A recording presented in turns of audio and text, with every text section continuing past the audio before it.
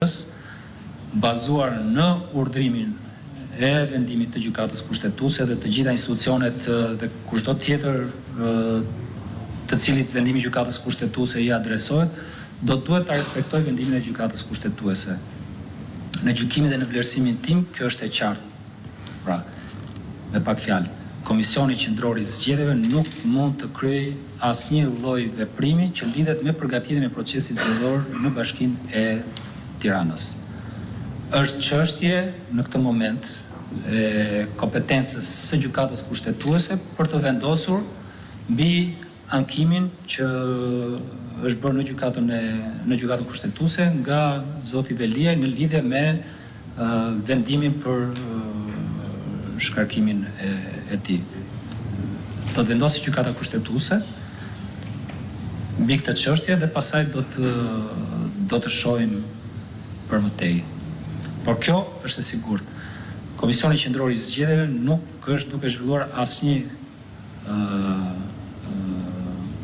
veprimtari që lidhet me përgatitjen e procesit zgjedhor në Bashkinë e Tiranës për datën 9 nëntor. Kjo për shkak të urdhrimit të gjykatës kushtetuese. Ardit Hoxha Euronews, gjithmonë në kuadër të diskutimit të variablave të mundshëm për zgjedhjet në Tiranë pas vendimit të dieshëm të gjykatës kushtetuese. Nëse në datën 31 tetor gjykata kushtetuese vendos ta quajë të ligjshëm dhe ta aprovojë në një farë mënyrë dekretin e presidentit Begaj, kur mund të kemi zgjedhje për Bashkinë e Tiranës? A mund të bëhen ato në 9 nëntor apo në një datë tjetër të mëpatshme?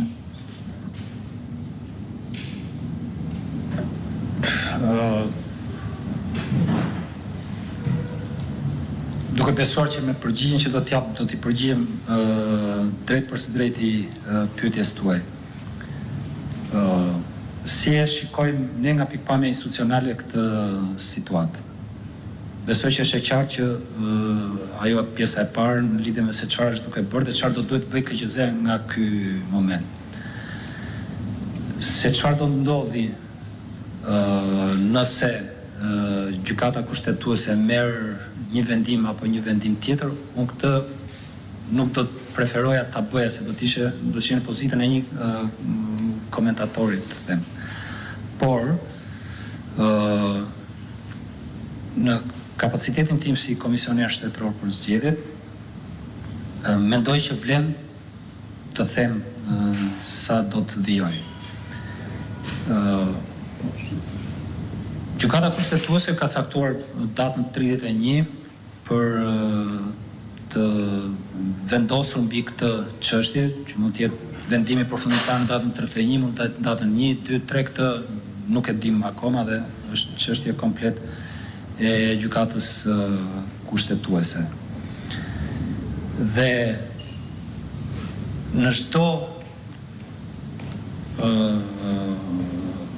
lloj versioni, qoftë Komisioni Qendror i Zgjedhjeve, qoftë Këshilli i Ministrave, qoftë Presidenti i Republikës, do të shohin se cili do të jetë, nëse do ketë vend apo jo për secilin prej tre këtyre institucioneve për të ndërmarrë ndonjë veprim të caktuar. As nuk më lejohet dhe as nuk do të preferoja të flisja se çfarë në një situatë hipotetike do duhet të bënte Presidenti i Republikës apo se çfarë do duhet të bënte Këshilli i Ministrave në varësi të ndonjërit prej opsioneve të vendimit të gjykatës kushtetuese. Mund të flas për Komisionin Qendror të Zgjedhjeve dhe duke folur për atë se çfarë do duhet të bënte Komisioni Qendror i Zgjedhjeve, mund të them vetëm kaq që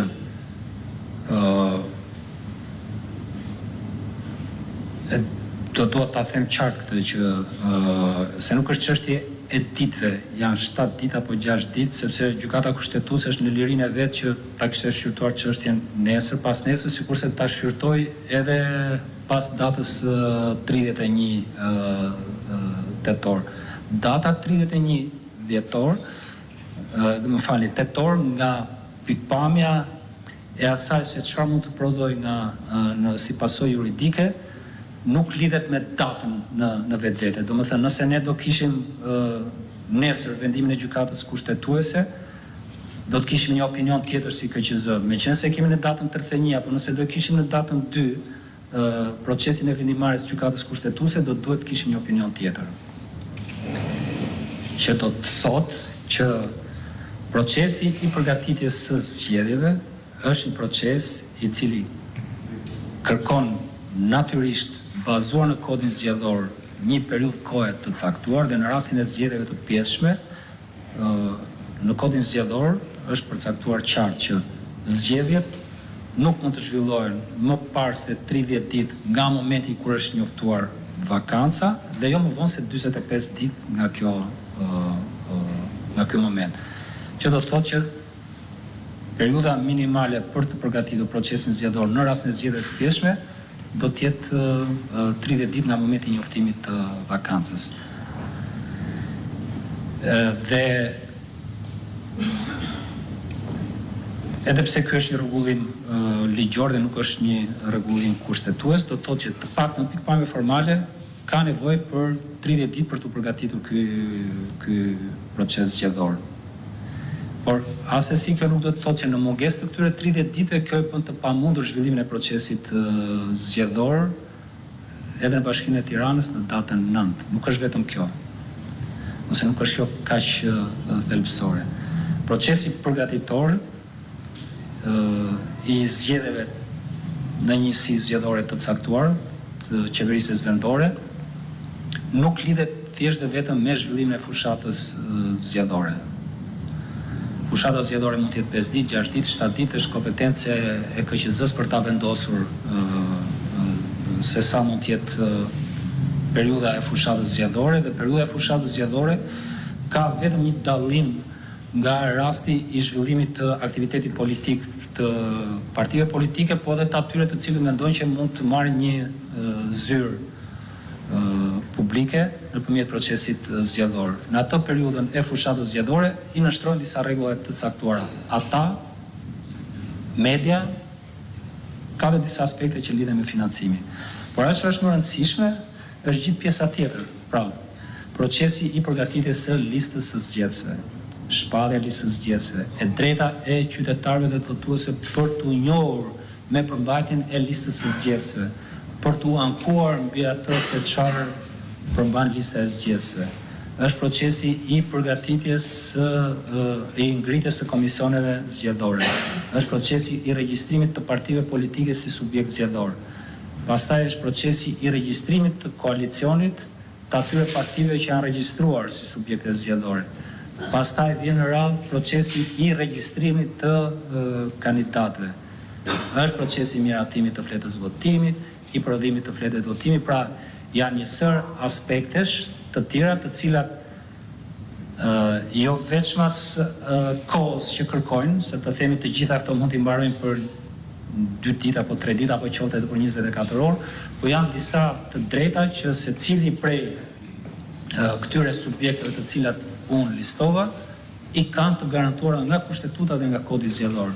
Partitë politike të cilat do të regjistrohen si subjekte zgjedhore kanë të drejtën e tyre për t'u ankuar ndaj vendimarrjes për regjistrimin e subjekteve zgjedhore, po kështu koalicionet, po kështu dhe kandidatët. Dhe kur vijnë te kandidatët, kemi rastin e kandidatëve të pavarur për ta kuptuar më qartë çfarë janë duke thënë. Kandidatët e pavarur do duhet të regjistrohen nëpërmjet një procesi i cili jo vetëm kërkon kohë, kërkon ditë, po përmban disa të drejta të cilat ti nuk mund t'ia mohosh atyre.